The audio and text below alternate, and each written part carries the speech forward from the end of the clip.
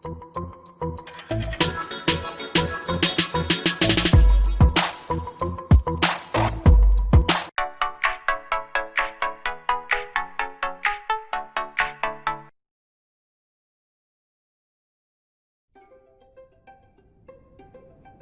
reason that we need humidity in the winter is, let's face it, we're human beings, we like to be warm. When you heat air, you naturally dry it out.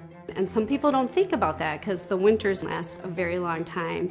Your heat's running nonstop and it dries out every surface in your home, and it dries out the people in the home too. You know, it was tough because the kids' skin and my skin would dry out, but in this house, we don't have an issue at all. You know, by having proper humidification levels, you eliminate things like asthma triggers and allergy triggers and itchy skin and dry skin and static shocks, and beautiful hardwood floors are cracking and splitting, and the kitchen cupboard doors don't line up anymore. Yeah, the house we had in Arizona, we definitely had that. Like, the wood was so dry it was cracking, and the doors are jamming and the windows don't open. The humidifier does such an amazing job with that, keeping the way it should be.